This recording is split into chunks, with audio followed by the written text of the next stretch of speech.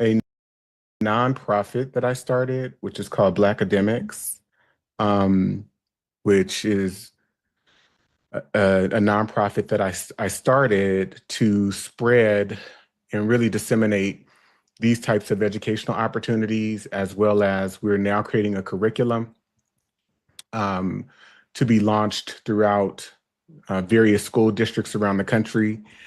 So please check out that page, the Black Academics page.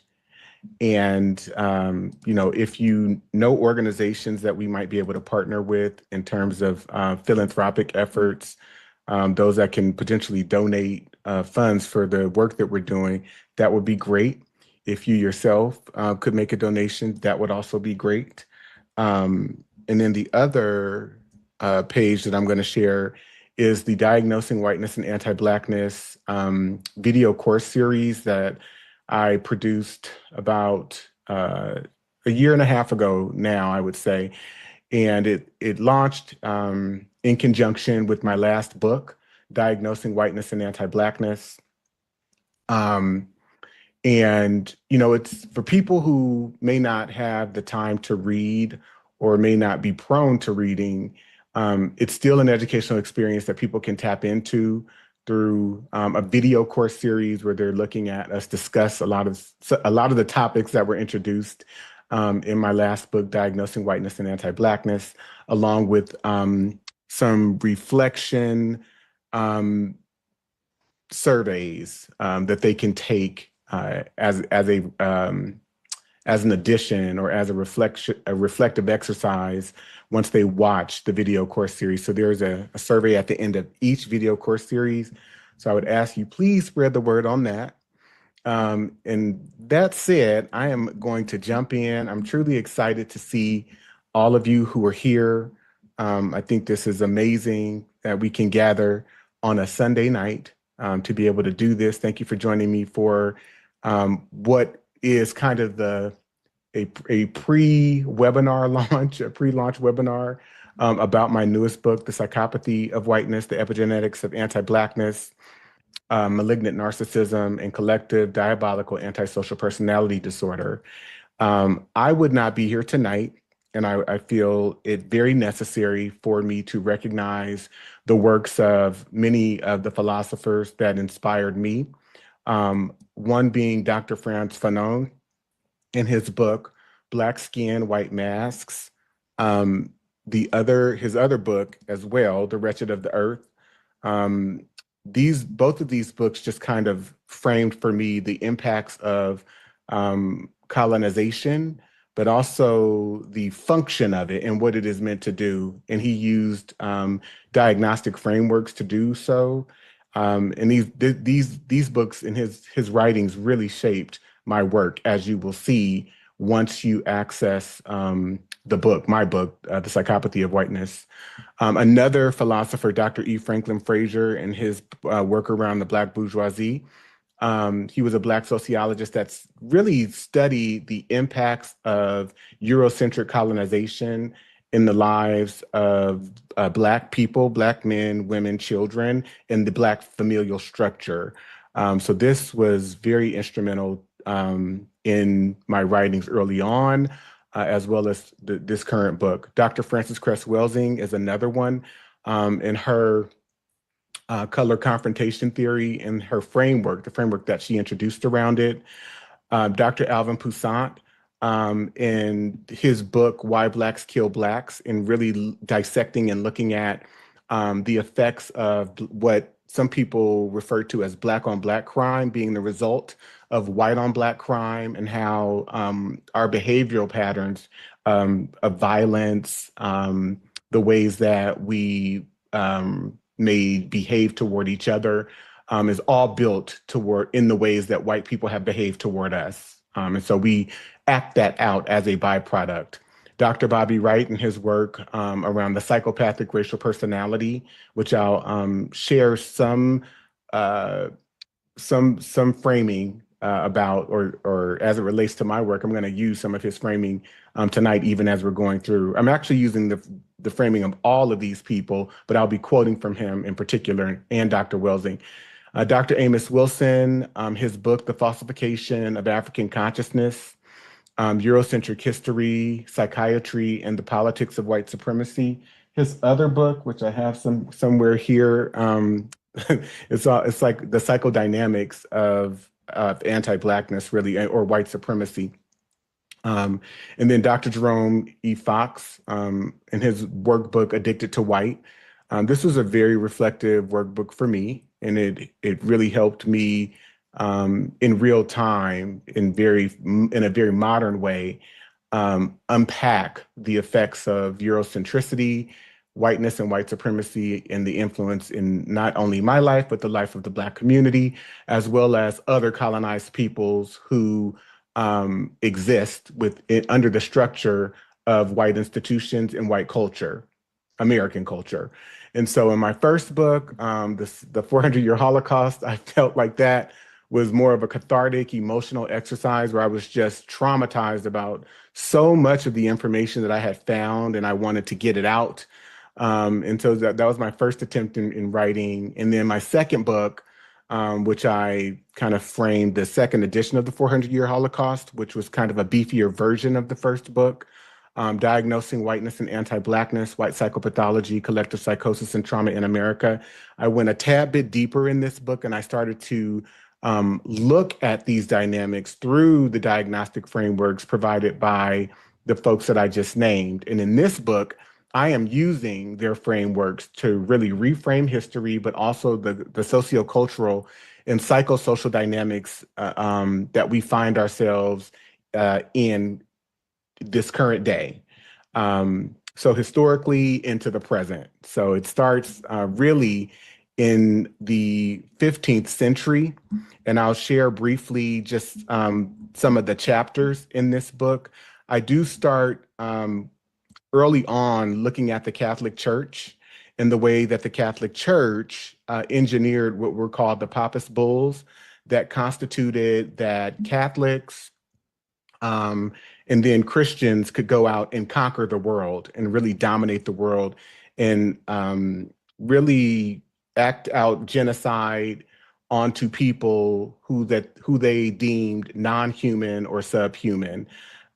So here is just kind of a chapter layout of the book. I'm actually going to the book, not to give too much away.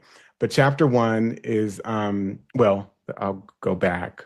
So I start with another letter to Black people, as I did in Diagnosing Whiteness and Anti-Blackness. There is a foreword by Dr. Robin DiAngelo. I do enter kind of the threats that I received as a result of giving a lecture that I gave last year. I think that was last year, or it may have been the year before. I think it was 2024. And then there is a very detailed section where I lay out a variety of key concepts and definitions, some of which I'll be sharing with you tonight. And then there are some reflections that I share. I talk about the Black identity crisis, and then there's the introduction, and then chapter 1, the American delusion, chapter 2, the theology of conquest, chapter 3, where I'm talking about really the religious aspects of white supremacy and how those Papist bulls then led to Christian domination and Christian, what became really European Christian nationalism, which then transformed into white Christian nationalism. And then chapter 3, the legal invention of whiteness. Chapter 4, the gospel of violation. Chapter 5, white rage, clinical reality. Chapter 6, whiteness as disorder. Chapter 7, inherited violence. Chapter 8, the scientific religion of white power. Chapter 9, the psychodynamics of whiteness and the legal codification of terror. Chapter 10, white malignant, diabolical, psychopathic institutional repression. Chapter 11, the continuum of enslavement. Chapter 12, the post-George Floyd era. Chapter 13, from colonial faith to civic religion. Chapter 14, the neuroscience of whiteness. And chapter 15, where do we go from here? So I'm going to start us off tonight with a clip of Dr. Frances Cress Welsing talking about her work. And this will take us back to roughly 1975. And then I'm going to elaborate a bit on her conceptual framework, and then that'll lead us into some examples. And I hope to get to some questions toward the end, okay? So here we go.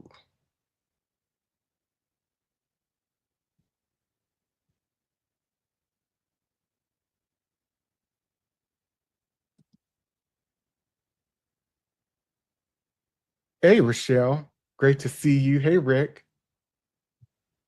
What's up, Dante? Here we go. Mr. Prince has the first question. Yes, Dr. Welsing, it's been about a year ago since you were dismissed from Howard University, and at the time I recall you charged that your crest theory, which in brief holds that whites are inferior to blacks because of the lack of melanin, was responsible for that dismissal. And I'm wondering whether you still believe that and what proof you have of that. Well, Dick, I do believe it. I was dismissed from Howard, fired from Howard in June 1975. In November 1974, while still at Howard, I heard a rumor that I was going to be blocked from promotion and tenure because of my views, not because of my academic work. And I went immediately to the Dean of the College of Medicine, Dr. Marion Mann, and I asked him, I said, Dr. Mann, I hear that I am going to be blocked from promotion and tenure because of my views. And Dr. Mann responded, to be frank with you, Dr. Welsing, this paper that you wrote, and I said, the crest theory of color confrontation, he said yes. He went on to say that it did not make sense for me to say that white people were envious of black people because white people lack skin pigmentation. And we went on from that point. But let me make one correction. My theory does not say that whites are inferior to blacks. I don't say that. I say that whites feel that they are inferior because they cannot produce skin pigmentation and because their status as, I say, a variant of albinism is genetic recessive to blacks, and they can be genetically annihilated by non-white people, that this is what causes that sense of inadequacy, that they have built a total behavioral system that is a compensation. White supremacy is a compensation for a sense of white genetic inadequacy. I see. One other follow-up on that, and that is, what background in genetics do you have to enable you to document that theory? Well, I'm a medical doctor, and all medical doctors receive or take courses in genetics, and this is very, very basic genetics, and it not only is very basic genetics, this is common lay knowledge, and we hear it, the dominance, the genetic dominance of black over white is heard in the expression, one drop of black blood makes you black. In other words, if you were to relate to a white female, the product of that relationship would be an individual that is identifiable as what is called non-white. They would have something, I mean, the curliness of the hair, the darkness of the skin would make the child look more like you than like the mother. I see. Dr. Welsing, your theory to me seems to infer some innate behavior on the part of a human being because they are, quote, black or white. Would you agree or disagree that the terms black and white are not genetic definitions? And if they are not genetic definitions, then how could your theory be true?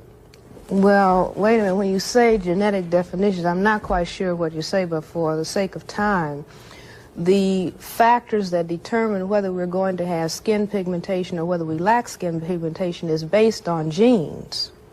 In other words, you have genes that determine the quantity of melanin pigment that is going to be produced in your skin, in your eyes, in your hair. If you have a gene, a mutation towards an inability to produce that pigment, that is also genetically determined. And that is at least within the context of the Western world, or the white supremacy culture. The dominant classification of people, not as determined by Francis Welsing, but as determined by white people themselves, is your classification. Either you are white or you are classified as non-white. This is on your birth certificate. This is on every paper of identification that you have. And this focus on skin coloration, I maintain, is based on the awareness on the people who are now in power that they are a minority. The white group represents a minority in the world population. And the color focus is something that is a psychological, I would say a psychological necessity based on a genetic reality. So I don't know. Okay. How many of you heard that? A psychological necessity based on a genetic reality. And so white people have attached in their psychology to this idea or color concept that they indeed are white, when the reality is that scientifically they are incapable of producing large quantities of melanin, which does not equal that they are white. But in European culture, particularly English culture, and some other cultures as well, what the color white represented was things that were pure, close to God, etc. And so you've got a conglomerate of European people coming together for psychopolitical purposes to form a conglomerate that is a juxtaposition toward a group of people that they are calling Negro, which means black, right? And so it's a political cult of sorts, if that makes sense. Hey, Kim McLean, it's great to see you. What I begin to understand when I looked at, and I'll show her conceptual framework, and I'm going to share some examples of exactly what she's saying, because as I went and relooked at and started to re-examine my research and the evidence that I had found, just kind of evidencing what she is saying, I became mind blown because I'm like, oh my God, what she's saying is actually true. And you hear this being repeated over and over and over and over again by white people. So I'm going to share some historical examples, and I'm going to share some recent examples. So in her, she says it's white supremacy is a psychogenetic it's a psychogenetic necessity based on a psychological necessity based on a genetic reality, that they can be genetically annihilated, and that this has in so many words really driven white people mad, so to speak, to the degree that they have launched a total compensatory logic system, white supremacy, to be able to dominate other people, colonize them, and dominate them in every area of our lives. And the areas of our lives, which she takes from Dr. Neely Fuller Jr., and she calls them the areas of people activity, are economics, education, entertainment, labor, law, politics, religion, sex, and war. It has infiltrated every area. And so that's what I'm going to share more today. So if you go back, for example, to 1664, in this act, in the colony of Maryland, this act made Black men slaves. But what it also did, it says, and all children born of any Negro or other slave shall be slaves as their fathers were for the term of their lives. So it's stripping Black men of all value and worth, but it's also making them unappealing. But it's criminalizing at the same time European women. It says, and for as much as diverse freeborn English women, forgetful of their free condition, and to the disgrace of our nation, marry Negro slaves, by which also diverse suits may arise. Notice that language. They're concerned about diverse suits arising, non-white people. And so they become psychologically preoccupied in a compulsive manner about the fact that non-white children will be produced. And so they criminalize the white women, and they basically say, if you marry these Black men, you'll be enslaved for the life of your husband. In 1681 in Maryland, they do this, they repeat it, but they introduce the language white. So rather than just freeborn English, they're saying other white women, because prior to this, you had Eleanor Butler, who married a Black man the month before. I think this law hit the book September of 1681. She married William Borman in August 1681. And so they're saying English or other white women. And this is when whiteness, either the first time or one of the first times, becomes a legal category of sorts. And they introduce another law similar to this in the Virginia colony in 1691. That one is much more explicit. I won't go through it. And then in 1705, here's another example. This one says, and for a further Christian care, oh, let me go back. So in the laws concerning marriage, a few things happened during this period. So the Virginia law not only deals with white women, but it also deals with white men. And it says that they cannot marry black women or anything. And what they also do is they start to criminalize ministers who are performing the marriages. So they're sending them to jail. The laws concerning indigenous people are a bit different because, again, it's based on colorism. And for as much as members of certain indigenous tribes were able to intermix or amalgamate with white people, and it produced a product that was of a hue that it was similar to that of a European person, they were fine with those marriages. So you don't see the same types of legal actions being taken where certain members of certain indigenous communities are concerned. If they were darker and or considered a mestizo, then yes, they had a concern with that because it would produce a brown baby.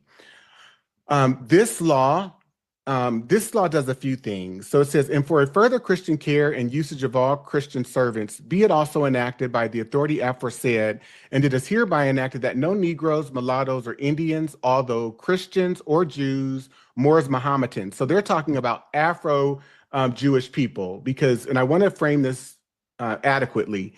Jewish people were thought to have and did cohabitate with Moorish people in Spain for a period of almost 700 years, or maybe a little bit over. And so all of these indications that you see here of various identity categories are people who are assumed to be of African descent. So it says that no Negroes, mulattoes, Indians, although Christians or Jews, Moors, Mohammedans, or other infidels shall at any time purchase any Christian servant nor any other except of their own complexion. So, and I'm just going to stop this for just 1 second. How many of you see just by the use of that language, they're concerned about color, they're concerned about complexion, it's occupying their psychology. So I want you to, if you can, for those of you who can, just write a quick reflection in the chat based on what I've explained so far so that I can understand whether you're tracking with me or I need to kind of slow down. So if you can write just kind of your thoughts, I'll give you maybe a minute to do that in the chat. That would be great. What are you taking away or what's resonating with you so far based on what I've shared and kind of how I frame this discussion?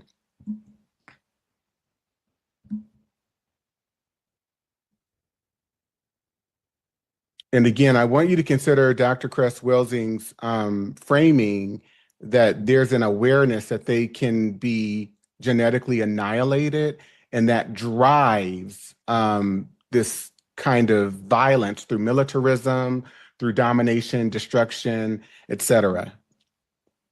The constant fear, yes.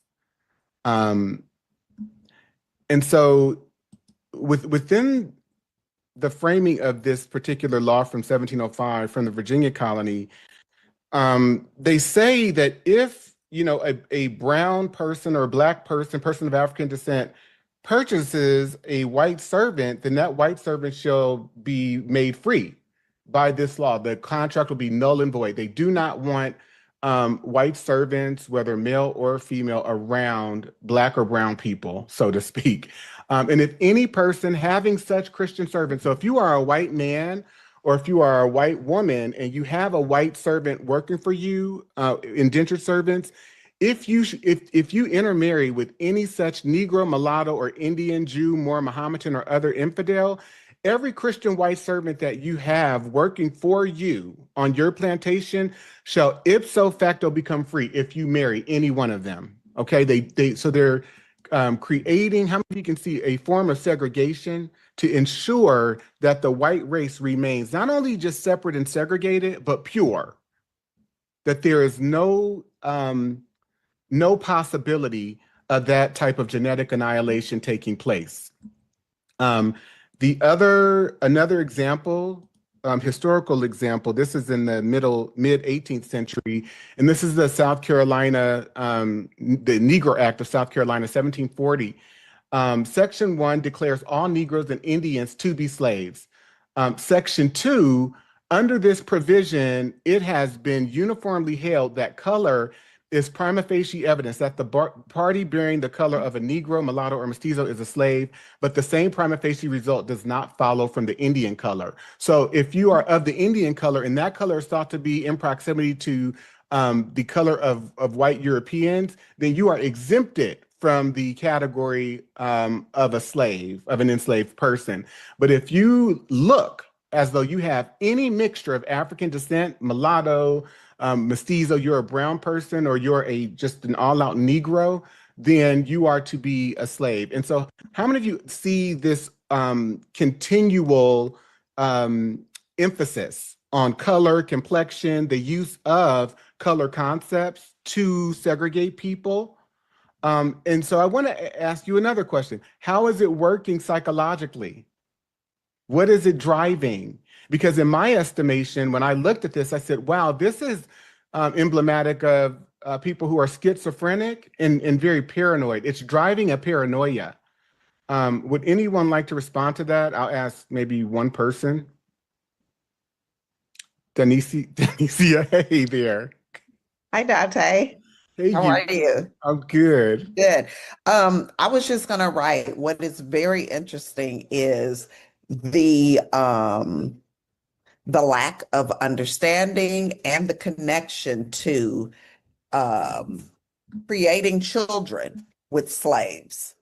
So it's almost as if white folks were having like out-of-body experiences. Like they talk about aliens now, but the aliens were truly them, because I'm going to separate my whiteness, even though I am raping these slave women, producing children, and enslaving them. I am separating myself completely from them.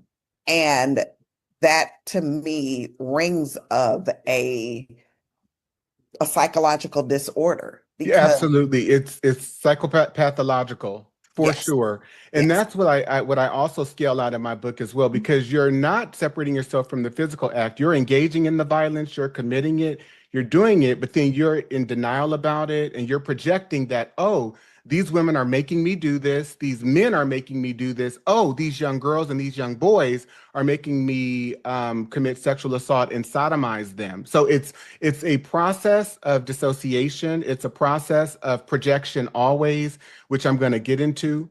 And so when you look at the psychological development of whiteness and the fact that the United States of America was founded on the premise that only a free white person, right? So again, we know that whiteness is not real, but only those that we deem that look and meet our prima facie definition of what a white person is can be admitted to the United States of America. And so Dr. Cress-Welsing, she says, white supremacy is a power system dynamic, structured and maintained by persons who classify themselves as white, whether consciously or subconsciously determined.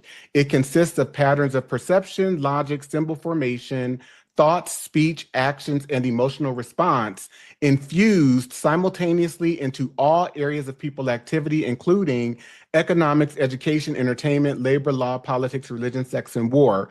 White supremacy's ultimate purpose is to ensure white genetic survival and prevent white genetic annihilation on planet Earth.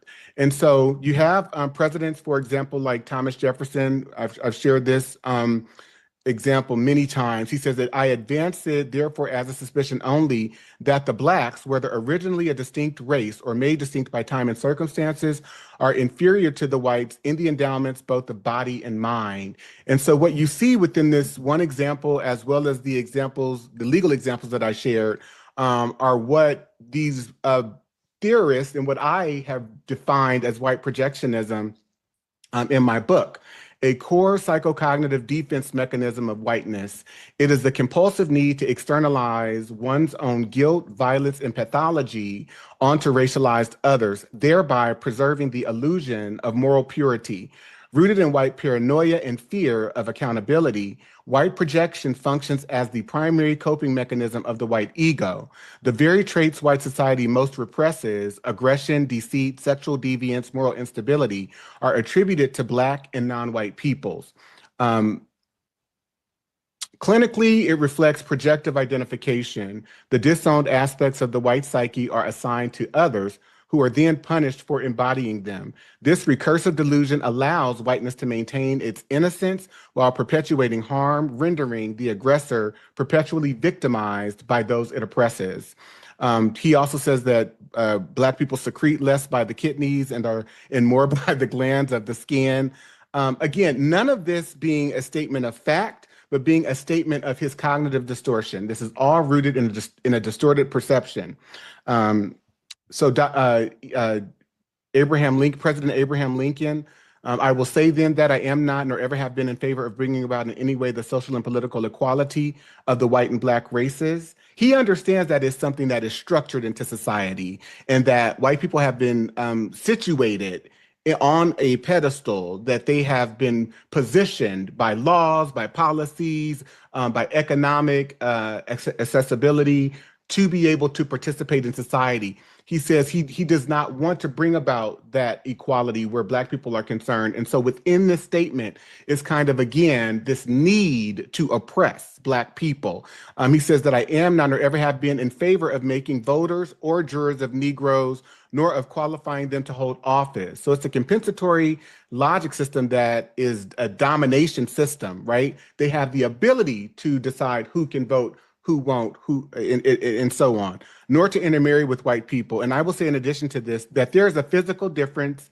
Again, Black people, or the idea of Blackness, occupying so much of his mindset. There's a physical difference between the white and Black races, which I believe will forever forbid the two races living together on terms of social and political equality. And inasmuch as they cannot so live, while they do remain together, there must be the position of superior and inferior. And I, as much as any other man, am in favor of having the superior position assigned to the white race. He's not just in favor of it, he is compulsively obsessed and concerned with it. That is what his statement, and that's true of all white people. President Andrew Johnson, Lincoln's successor, if Blacks were given the right to vote, that would place every slave-footed, bandy-shanked, humpback, thick-lipped, flat-nosed, woolly-headed, ebon-colored Negro in the country upon an equality with the poor white man. As long as I am president, this will be a country for white men and a government for white men. This is white supremacy. This is white psychopathology in action. I am concerned with about the survival of white people, this idea of whiteness and white people that I have conjured up in my head, and that is who I am fighting for. That is what is of most importance and value to me. President Richard Nixon, you have to face the facts. The whole problem is really the Blacks. The key is to devise a system that recognizes this without appearing to. Again, it is an obsession. It's a psychopathological obsession. Donald Trump was reported to have said, I think that that guy is lazy, and it's probably not his fault because laziness is a trait in Blacks. It really is. I believe that. Trump also later acknowledged that, okay, so yeah. So anyway, again, the historical, the psychocultural aspects of this, that this mindset, this psychology has been so deeply embedded into the minds of European people. And again, none of it being a statement of truth or fact. It is rooted in their perceptions, their warped, their warped misperceptions of people of African descent and those that they call Black, have characterized as Black people. So Dr. Bobby Wright, in The Psychopathic Racial Personality, he analyzed the behavior of European Americans toward African Americans through the lens of psychopathy. He proposed that the historical and ongoing mistreatment of African Americans by European Americans is not simply a matter of prejudice or ignorance, but it is indicative of a deep-seated psychological condition. So some of the key characteristics, Dr. Wright argued that the defining traits of the psychopathic racial personality include an absence of empathy, a disregard for the humanity of others, deceitfulness, and a persistent pattern of exploiting and oppressing African Americans. He believed that these traits are manifested in institutionalized racism, systemic violence, and cultural domination. And so he says, in their relationship with the Black race, whites are psychopaths, and their behavior represents an underlying biologically transmitted proclivity with roots deep in their evolutionary history. The psychopath is an individual who is constantly in conflict with other persons or groups. He is unable to experience guilt, is completely selfish and callous, and has a total disregard for the rights of others. One of the best methods that can be used to measure the psychopathic traits of the white race is observing and analyzing their universal overt behaviors and attitudes towards Blacks. Psychopaths simply ignore the concept of right and wrong. By ignoring this trait in the white race, the lack of ethical and moral development Blacks have made and are still making a tragic mistake in basing the worldwide Black liberation movement on moral suasion. It is pathological for Blacks to keep attempting to use moral suasion on a people who have no morality where race is the variable. And so when you look at, for example, Charlie Kirk, he says, if I see a Black pilot, I'm going to be like, boy, I hope he's qualified. It begs the question when you see a Black pilot, you wonder, you say, I hope they are qualified. In the spirit of affirmative action, we have Ramon and Cadillac, who are your two pilots. They've never flown before, but they are Black. If I'm dealing with someone in customer service who is a moronic Black woman, is she there because of her excellence, or is she there because of affirmative action? Sheila Jackson Lee, Michelle Obama, Joy Reid, you don't really have the brain power to be taken seriously. So again, there's a projection. There is a psychopathological functionality where Black people and the idea of Blackness is occupying so much of his brain space in his life, so to speak, that he can only derive his own sense of self-worth and value by projecting. Not only that, he himself was, by white American educational standards, uneducated. He did not have a college degree. So I'm going to elaborate a little bit more on that in just a second. So white impression management, a conscious and subconscious behavioral mechanism by which white individuals and institutions manipulate perception to sustain psychic equilibrium and moral innocence. It is the performance of benevolence to mask the operations of domination, a social camouflage for the pathology of superiority. Clinically, it aligns with narcissistic image regulation and ego defense through projection. White impression management involves controlling historical narratives, editing facts, sanitizing violence, and manufacturing virtue through performative displays of empathy, charity, and progress. This process maintains white identity as morally superior and non-white existence as deviant or defective. It is not simply deceit. It is a collective cognitive distortion, an institutionalized delusion that sustains the psychopolitical fantasy of white righteousness. So I'm going to pause there and ask, does anyone have any thoughts?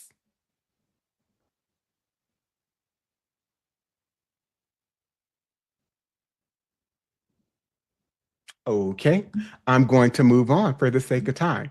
And so again, when you look at kind of this impression management, right, and what white people project to the world about themselves and to themselves about who they are, you see that it's not rooted in any type of factual analysis or truth as well, which is why you can have, for example, this guy, John Corcoran, who wrote an article that I featured in my first and second book. He says, I was a teacher for 17 years, but I couldn't read or write.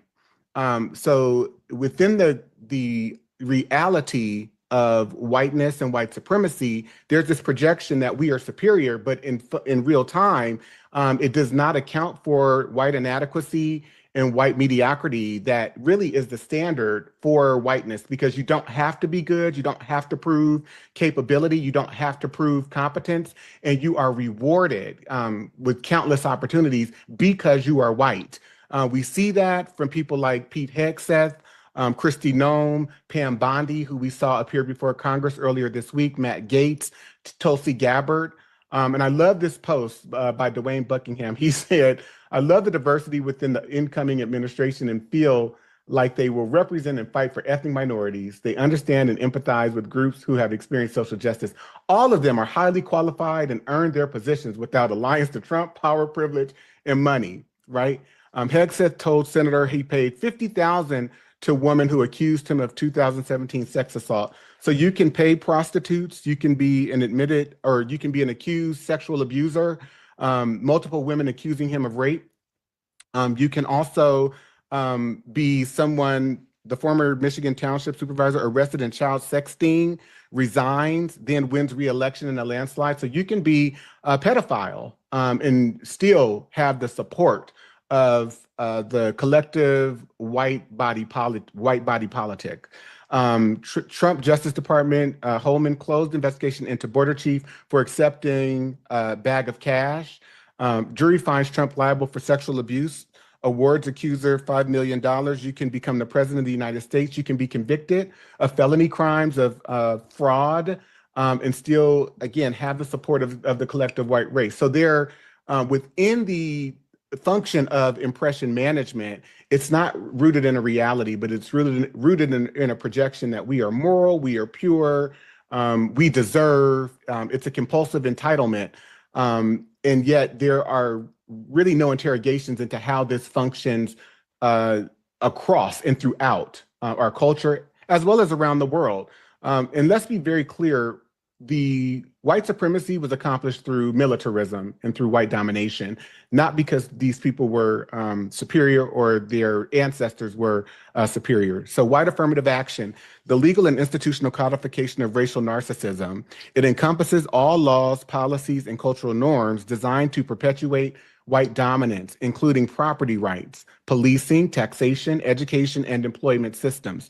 Clinically reframed, white affirmative action is the structural symptom of whiteness's dependency disorder, its inability to sustain self-worth without systemic preference and protection.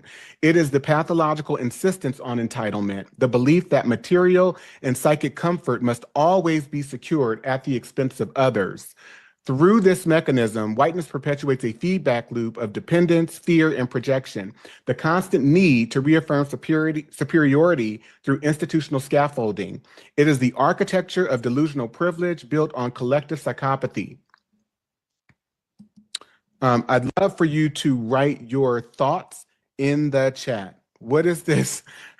What bells are beginning to ring for you? And while you're doing that, I'm also going to prepare some videos that I want to share with you as well. Okay.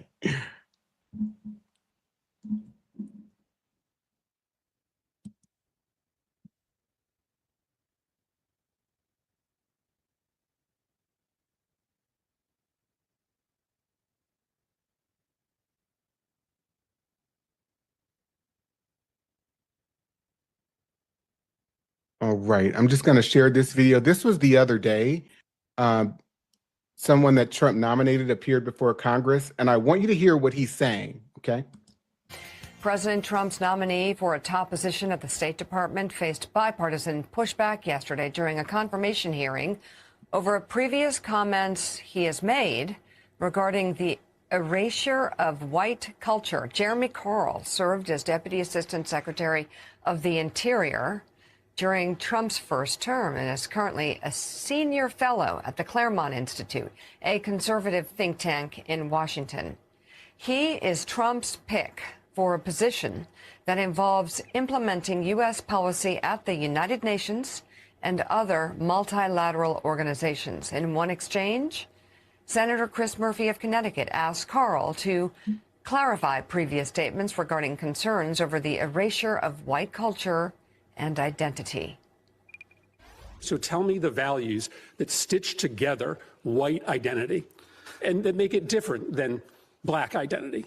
Senator, again, thank you for spent a lot of time talking about this and writing about this. Yeah, no. Be able to, you're struggling with this, but you should be fairly easily, I would assume, able to tell us your thoughts on how white identity is different than other kinds of identity and how it's being erased.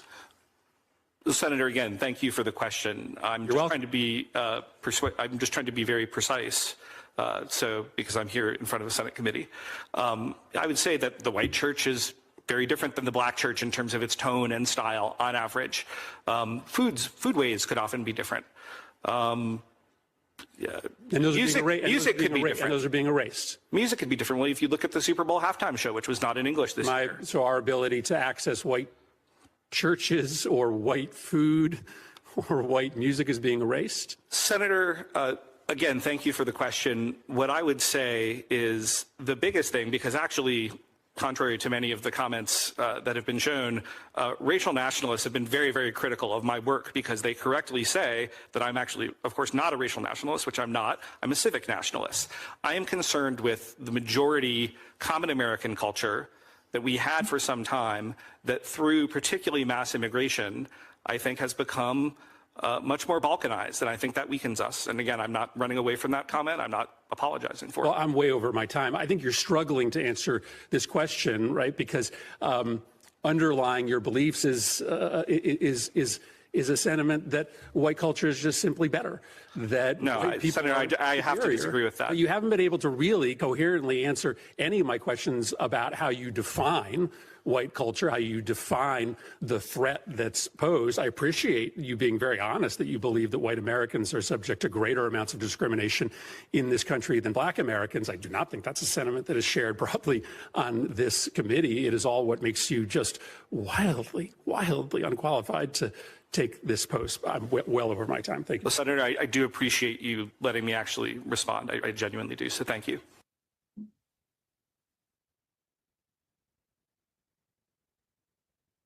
Okay, so what stood out to you? And I'll ask for maybe two people to speak up. And I'll kick us off. How many of you could see that he was unable to really give any clear examples about the ideas about whiteness that he holds in his head? How many of you were able to see that by show of hands? But yet the idea is there. And again, there is an occupation of brain space that is driving this, that is completely psychotic, immensely dangerous. So yeah, two people. Are there two people that'd like to share thoughts?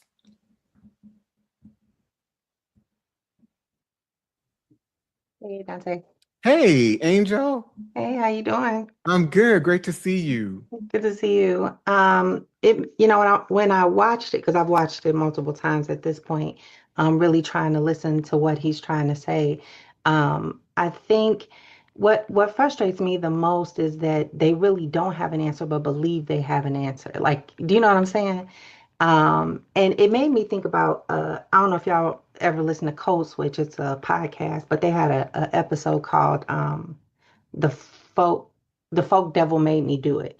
And what it talked about was moral panics and how throughout this time they've used these moral panics to make white people feel like they're going to lose something. And if you make people feel like they're going to lose something, you get them scared enough, then they're going to do whatever they can to pull people along. And that's what I see in this administration. I see that it's this fear that they keep on passing on. Okay, if we let, which he also said, if we let it become more of them than us, then it's going to be a problem. That's right. And that's what he was saying pretty much, was if it becomes more, we in trouble. So to your point, there is a paranoia that is driving this, which has led to a psychosis,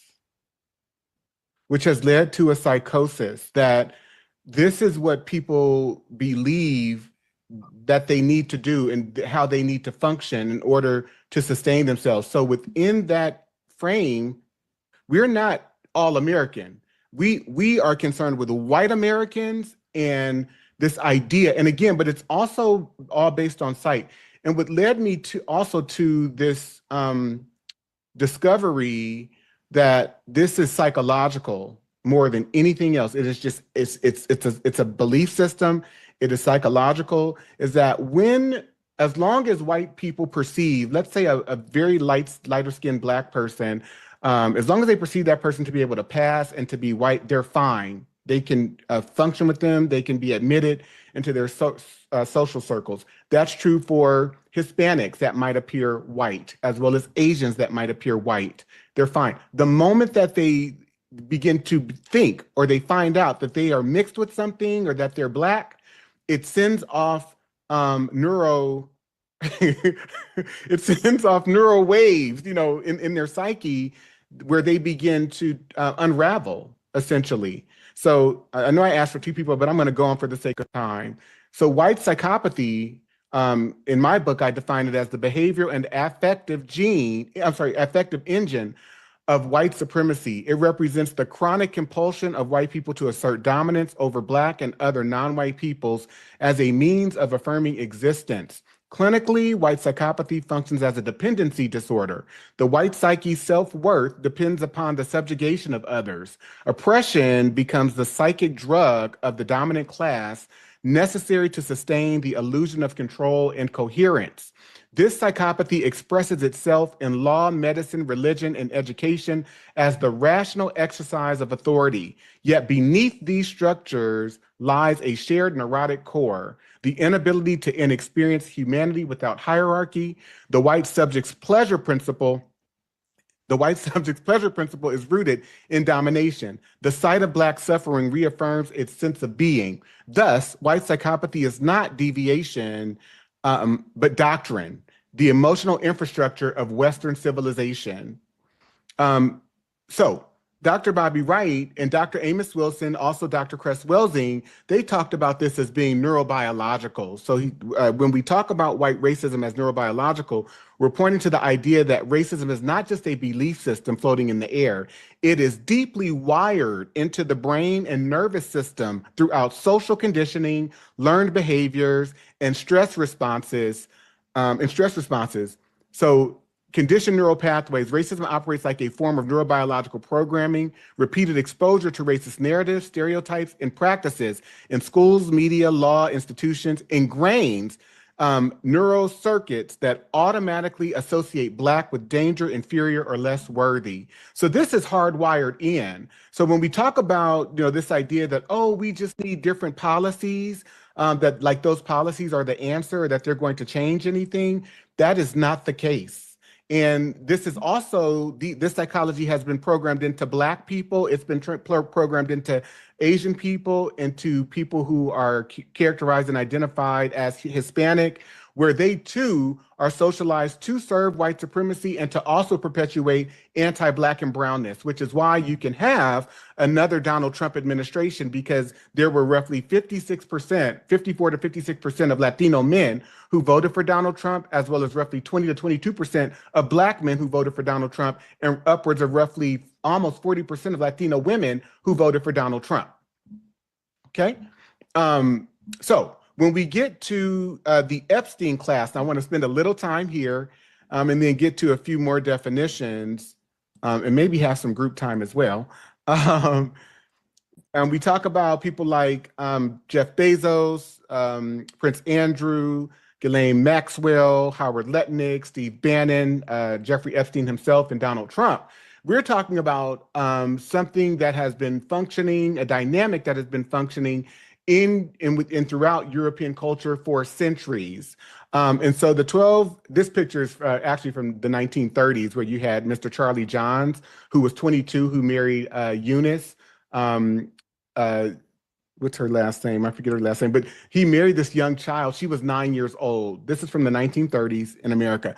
So this 1275 Statute of Westminster, which I talk about in chapter 4 of my book, was a law that basically constituted child marriage. They set the age of marriage for young boys at 14, and for young girls it was 12. There was a consent provision in this law that stated that if a man ravished a maiden within age that is within the age of 12 years with her will or against her will, the ravisher shall have judgment of life or member. So they would either be sentenced to life, or they would be killed. But that's within the age of 12 years old. So above 12 years old, consummation of marriage or sex with someone 12 and older was permissible. And so you see that this law was effect from roughly 1275 over in England. And then when the English came over here and they set up royal charters and the colonialism over here, the institution of enslavement as we know it through the transatlantic slave trade, this law remained in effect through the 1600s, through the 1700s. And once the United States of America formed, by the year 1800, the age for consent for young girls was lowered roughly to age 10. And so betrothal and marriage, children could be betrothed, engaged at an even younger age with parental consent. Marriage was legally permissible at 12, as I just explained, but again, that age went down to 10. Parental consent, although 12 was the minimum legal age, the legal minimum, customary practice often involved parental approval, especially for very young brides. So you could marry someone as young as 7, 8, maybe even 6, if you had the permission and the consent of the parents. It was considered legally permissible for a man to consummate a marriage with a girl age 12 or older. And when the United States of America formed, again, that age went down to 10. And in some instances, it went lower than that. Intercourse with a girl under 10, this was just under the 1275 Westminster statute, was considered rape under English law as codified in the Statute of Westminster, but it was not considered rape once the United States of America rolled around and began to lower these ages. So the persistence into U.S. law in the 18th century, so through the 1700s and into the 1800s. After American independence, most U.S. states retained English common law standards unless they specifically passed statutes modifying them. Throughout the 18th and early 19th centuries, the age of consent in most states remained between 10 and 12 years old. In some states, though, like Delaware, the age of consent was as low as 7 years old until the 19th century. Okay, so again, we see white psychopathy being acted out here. And then if you go to other texts, such as slave breeding, which I also quote in my text, they point to the fact that plantations relied on what they referred to as breeding wenches and plantation bucks, where they would require Black boys and men to rape Black girls and women. So this was the economy of the institution of slavery, especially when they outlawed they passed the International Slave Trade Act, which effectively banned slavery in the United States in 1808. And that's when they got about really breeding Black men and women and boys and girls. And so if you go to the slave narratives, which this book quotes from, and then I also quote from a series of slave narratives as well, where you see formerly enslaved people talking about how their parents were prized as fast breeders. Someone was saying that their parent received, Peter Brown, his mom gave birth to 3 sets of twins, right? And then this guy, Willie Blackwell, he talked about how, his father was seen as a big, powerful Black, man that the owners would basically lock him in rooms with young Black girls and Black women, usually the moistest is what he's saying here, to sire children with. So he would spend his time raping young girls and women as a result of being forced to be locked in a room with these individuals and force them to have sex with him. But again, the Black male and the Black female are being forced to do this because of the psychoeconomic goals of white culture, of the white institution of slavery. So it's psychoeconomic. There's a psychology behind this, and then there's the also economic benefit. Gonna go on. One enslaved woman from Louisiana described, master would make the men go into the girls he wanted them to breed with. Sometimes he stood right there. Sometimes he took his turn too. So she's talking about the white male forcing rape, but then also watching it and then sometimes joining in and performing gang rape. Lewis Hughes, in his book 30 Years a Slave, he says the master often sent the men to the women he wanted them to breed with. Some of the women cried all night, but they had no power to refuse. So how many of you are seeing that this is just pure evil at play? It goes beyond really our ability to define and comprehend, I would say. And so I'm doing my best to explain this through diagnostic language, because that's what really helped me to get a grasp on this. So Maddie Jackson, many were the women who were compelled to submit to the brutal passions of the overseers and masters. Some masters would make men go to certain women to raise children, same as they breed cattle. The woman had no say. Harriet Jacobs, in her book, Incidents in the Life of a Slave Girl, she says, no matter whether the slave girl be as black, as ebony, or as fair as her mistress, in either case, there is no shadow of law to protect her from insult, from violence, or even from death. And when she says insult, she's talking about rape. The degradation, the wrongs, the vices that grow out of slavery are more than I can describe. And so when I looked at, for example, cases like R. Kelly, cases like P. Diddy, I'm looking at the behavior of Black men, which is something that's been trained into Black men when we see these types of offenses occurring, but they are patterned after white male behavior. And they have also been regulated by white male pathological behavior as well, once for economic profit and also political gain and functionality. But now it's just culture. It's culture. And so William Brown, in his narrative, he says there was a woman on the plantation who made it her business to take the young colored boys to her room.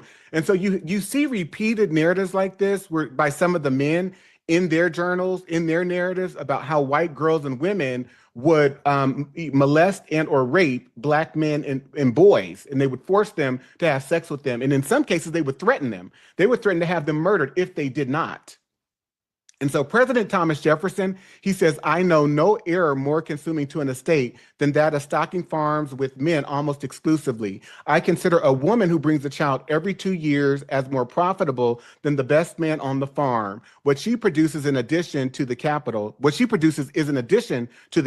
his labors disappear in mere consumption. And so what he's talking about is if you stock your plantations with mostly young girls and women, you can have them raped. You can breed them, and they will breed the slaves that you need. It's not economically savvy to go out and purchase men to stock your farms with, because once they die, they're done. But if you get your hands on these young Black girls and Black women, you can breed them, and you can have them raped, and you can just reproduce as much labor as you need. So again, there's a psychological, political, and economic and entertainment aspect to all of what was happening there. When you see rape laws introduced within the context of the United States, they only refer to white women. Only white women are seen as those who are rapeable. And then they also don't even, in most states, they don't even criminalize rape committed by white men at all. And all of them pathologize and project that Black men or Black boys are prototypes for rapists. And so that's what you see in the entrance of all of these laws. In the Celia case, when I looked, for example, at what came down from Judge William Augustus Hall in the instruction that he gave to the jury when she killed her rapist, Robert Newsom, who she had fathered roughly 3 children by. She was pregnant with the 3rd when she killed him. But the judge basically said in this case, if Newsom was in the habit of having intercourse with the defendant who was his slave and went to her cabin on the night he was killed to have intercourse with her or for any other purpose, and while standing in the floor talking to her, she struck him with a stick, which was a dangerous weapon, and knocked him down, and struck him again after he fell and killed him by either blow. It is murder in the first degree. So she should not have been defending herself, because if he was in the habit of raping her and he had been doing it, she needed to submit. So how many of you can see the connections in terms of what's happening right now with this kind of worldwide pedophile ring that's being discovered, I guess, for the first time, but that this has been at play and ongoing for centuries? By show of hands. Okay. I'm going to, again, and you see this pathology further actualized and realized through various rulings. This is the Mississippi Supreme Court in 1859. They considered whether the violation and the rape of a 9-year-old girl by an enslaved Black male was actually rape. And what they decided was that it was not rape because rape could only be committed by, or on the person, on the body of a white woman. And so within this ruling, there are several things happening here that just kind of jumped out at me. They say the crime of rape does not exist in this state between African slaves. Our laws recognize no marital status as between slaves. Their sexual intercourse is left to be regulated by their owners. The regulations of law. So think about this. From one plantation to the next, if one plantation wants to set up and have gang rape every day, every night, if they also want to engage in taking the children of their the enslaved people, the enslaved adults that they have there, and they want to sodomize young boys, 5 years old, 6 years old, 7 years old, they want to gang rape young girls, 6, 7, 8, they are in charge of the law around intimacies. So it's left up to each plantation owner. So think about how vile, how pathological this is. And so they go on to say the regulations of law as to the white race, again, this idea of whiteness, on the subject of sexual intercourse do not and cannot for obvious reasons apply to slaves. Their intercourse is promiscuous, and the violation of a female slave by a male slave would be a mere assault and battery. So I have several more examples that I outline in my book. Actually, there are a myriad of examples, and I want you to get the book, so I don't want to give too much away. But white psychopathology is defined as, I define it as a complex civilization level disorder created and perpetuated through centuries of moral anesthesia, cognitive distortion, and emotional detachment. It fuses the traits of psychopathy, absence of empathy, sociopathy, moral disconnection from communal reality, and malignant narcissism, pathological self-exaltation. White psychopathology manifests as a collective personality disorder disguised as normalcy. It compels white individuals and systems to pathologize others in order to conceal their own psychic fragmentation.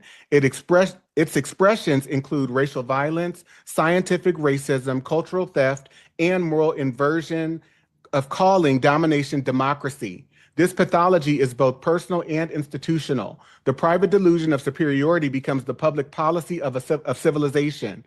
Whiteness therefore operates as a socially transmitted disorder, one that converts violence into virtue and moral psychosis into institutional standard.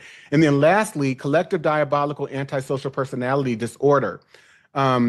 This is a collective and individual psychopathology characterized by chronic moral inversion, pathological lying, emotional anesthesia, and the compulsion to dominate, exploit, and dehumanize others, particularly Black and Indigenous peoples, for psychological equilibrium. It represents the most evolved and destructive strain of antisocial behavior in human history, fusing psychopathy, sociopathy, and malignant narcissism into a single cultural and institutional disorder. Some of the core traits, so CAAPD manifests when domination, not empathy, becomes the organizing principle of identity, government, and economy. Core traits: pathological entitlement, a delusional conviction of divine or racial superiority, the belief that one's group is inherently authorized to rule, possess, or punish others. 2, moral inversion, the capacity to rename violence as virtue, colonization as civilization, enslavement as enterprise, segregation as order, genocide as salvation.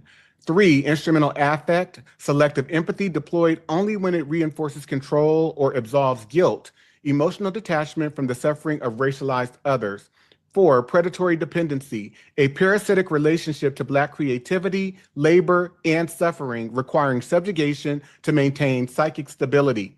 5, collective projection, chronic psychological displacement of one's own deviance, lust, and violence onto the oppressed, producing myths of the Black rapist, the dangerous immigrant, or the ungrateful poor. 6, institutional codification, the translation of private pathology into law, policy, and theology, ensuring that personal illness becomes state behavior. So I am going to put you all into groups. And what I'd like to do is just have you just discuss for a very brief period, maybe 5 minutes or so. What's your one takeaway from attending this overview webinar of this book? Here we go.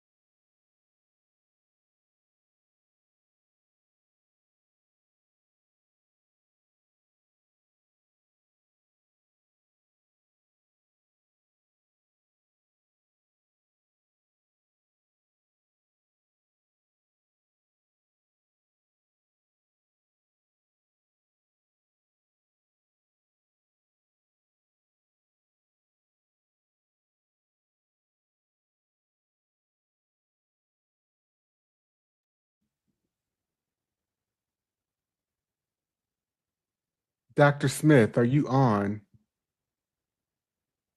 Dr. William A. Smith?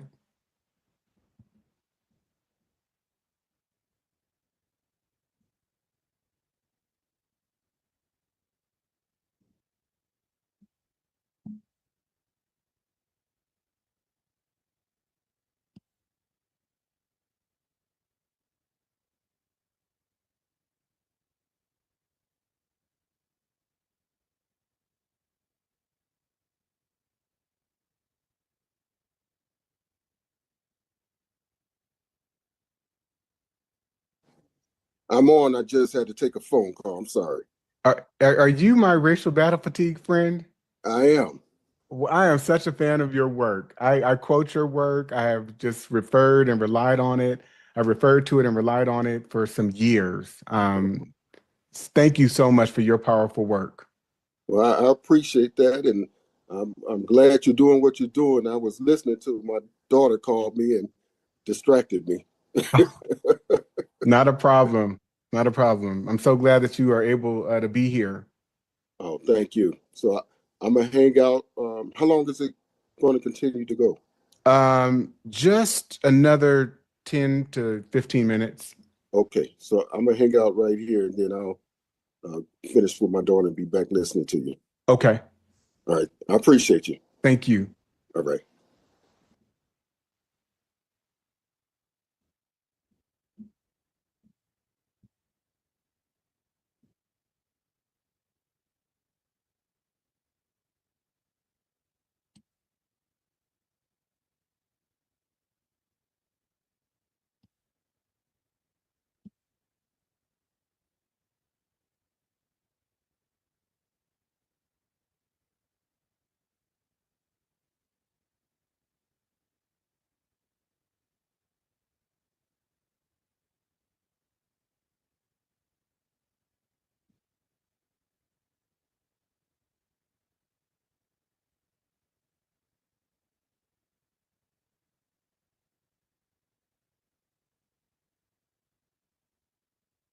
Hey, Artemis. Oh, Dante. Good to see you. Thanks for joining. It's 4 o'clock in the morning here, so you must know I love you. You're in South Africa? Yes. Okay.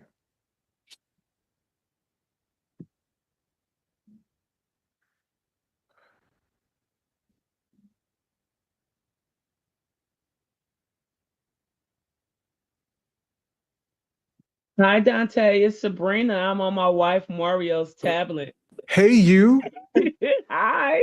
It's so good to see you. We'll hear your voice. Good to hear you too. Well, good to see you. Thank you, babe. You're welcome. Okay. I was just talking. There was only one person in my breakout room. Yeah, Dante. a few people didn't go. So Oh, okay. yeah. Okay.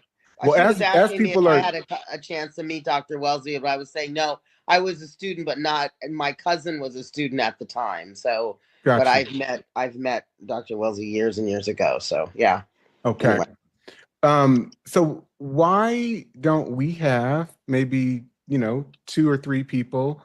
Well, why don't we do this? I want to have you write in the chat your one takeaway from this overview tonight. And then I'm also, if any of you have connects to the Breakfast Club, because I really want to go on some major Black outlets to share and present on this work, because I hear a lot of commentaries, and not that people, well, I'll say this, I hear a lot of commentaries that are very limited in the analysis, and mostly because most people, in my experience, just have a limited grasp on history and haven't done like a very thorough analysis of factual, a chronological factual framework, I guess, of sorts. So it just kind of limits the commentary sometimes. So if any of you have connections to like the Breakfast Club or to some outlets, please let me know. So as you all are writing your one takeaway in the chat, let's hear from a few people. What are your thoughts about what I've presented?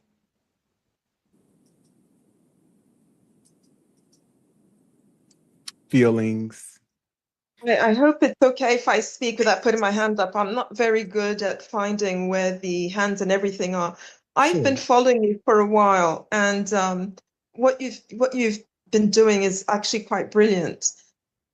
It's actually opened my eyes and the eyes of a lot of people. I think now we need to disengage from white people, because it's one thing to say that they've got psychopathology and all these things and to say they're evil, but we want to continue being in their spaces. We want to continue with their Christmas and all. We've had Kwanzaa for a long time. I'm in Nigeria. I've got Igbo heritage, but I'm Black British. But I'm in Nigeria right now. I'm a retired London police officer. And I've seen a lot in my life because I was mostly in England and 10 years in France. But we have to disengage. If we don't disengage, white people will think that they are our saviors and they'll think they're wonderful. And the last thing I'll say, because I know others want to speak, in Nigeria, we've been colonized, and all of core Africa, all of Black Africa, and the church with there's a man called Frederick Lugard. He's the one who amalgamated Nigeria. And they had this plan, the fetish of white prestige. It's in their report. And they used the church to make white people, and Arabs, if you're Muslim, but to make white people to be like godly and wonderful. Yeah. The exact opposite of what they are. And the churches have done a lot. And the last thing I'll say is, if people want to believe in the Bible like I do, the Messiah is actually Black. He's Black.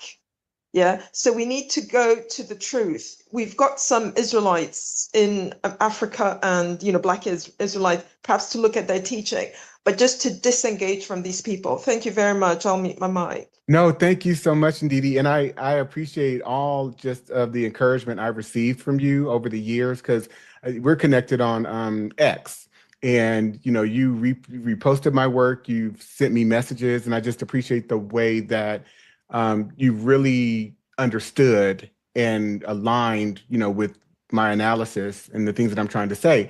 And similarly to Dr. E. Franklin Frazier, who I mentioned earlier, one of my thoughts became one of the very foundational questions of my work became, so is Black people's interrogation of or are our criticism and is our critique of white supremacy really about its vileness and its evilness, or is it that we're just excluded from it?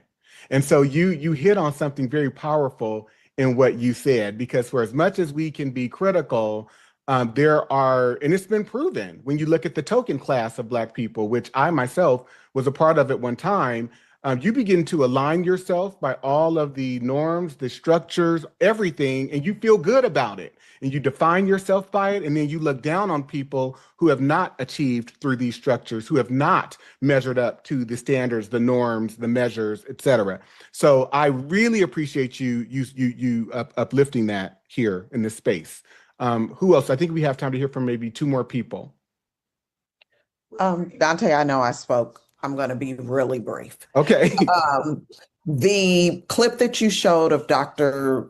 Welsing is circulating on social media, and there is a huge debate going on. I'm not sure if anyone is familiar with Dr. Tommy J. Curry and the two Needies. I hope I'm pronouncing her name right. To our point, disengaging, because the dialogue that was going on under the clip of that post had more to do with Black people defending Howard University, a historically Black college. My experience is that they always talk about they are the Harvard of HBCUs, right, which to me is diabolical in itself. How the hell do you say you're an HBCU, but you consistently compare yourself to a PWI? That you were excluded from, which is the reason that HBCU had to be created. It reinforces white supremacy. It reinforces anti-Blackness. You're absolutely right. I agree with you. So when we're talking about whiteness or white psychopathology, we are talking about a mindset, a psychology that has been infused into not only European people, but its subjects, those that it has colonized. And menticide is going to take us out. It is going to take Black people out, and I need Black people to understand that. Thank you so much. And I talk about that in my second book and in this book as well. Artemis. What struck me with tonight's talk, only because all your slides had this fundamental patriarchal male dominance theme about it, and I'm just wondering, did it not start there with men possessed this natural authority over all the political, intellectual, and moral life, which then became the sort of unquestioned position from which all these racial categories would be created? So the white male is the universal knower, the rational arbiter. I mean, something different just struck me about all this male dominance and patriarchy having created all of this. And so I don't really have the words for it, because it's just come to me and I haven't had time to sort of think around it. But I just want to make that comment, that not in defense of white women, of course, because they're fucking racist too, but just that. Oh, you said the white women? Yeah. So that I don't exclude them, but I just noticed that it's this patriarchy that really created this, Yeah, well, I do want to say, though, when we think about the white women that were plantation owners that also held up white patriarchy and are a part of the white collective patriarchal body politic, white supremacy was not just the architecture of white maleness, but also white femaleness.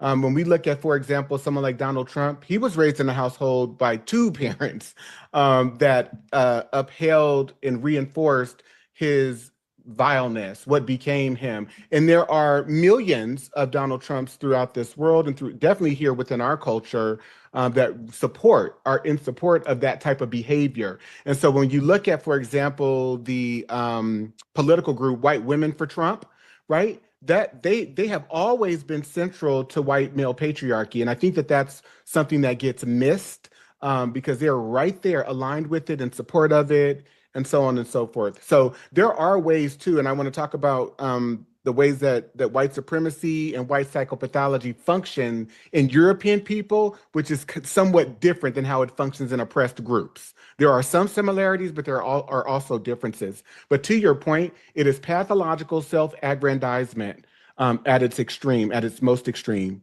Okay, one more person, and then I think we're out of here.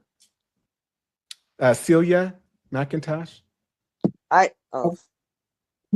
I'll be real quick. I missed the video and everything, but just some things that I've gained from the conversation. I heard this quote this week that talked about how when they talked about Pam Bondi, they said you have been protected by the privilege, but you really don't have access to it. So that just stood out to what you just said. You're in alignment with it. You're side by side by it, but still you're not fully in access of it. And the other thing that you guys brought up was disengagement. And for me, what I found out about that disengagement is that it creates more rage. So I don't know what your thoughts about that is, but that's one of the things that I've noticed when you do try, even in a workspace where you try to disengage because you are being othered anyway, and you disengage from even going on around with the politics, then the anger increases. Yeah, there's no way to fully disengage with it because you've got to participate for your survival. But on your own personal time, you do have to work to disengage with it psychologically, psycho-emotionally, and psycho-spiritually so that you don't continue to define yourself by it. You see the game for the game, that it's all a ruse, and that you're only doing it because you have to survive. That is it. Please, please, please mark your calendars on February 24th to go out on to Barnes & Noble, Amazon, and to purchase the book. The hard copy and the paperback will be available on February 24th. And I want everyone to purchase the book if you can on that day. And if you can afford to purchase multiple copies for friends and family, I want you to do that as well. And if you are white, please use your privilege and purchase 10, 20, 30 books and hand them out to Black people that you know. Please, okay? As part of our reparations project that we have going on for Black academics. Thank you so much. I appreciate you all. Any last thoughts before I disconnect, before we disconnect?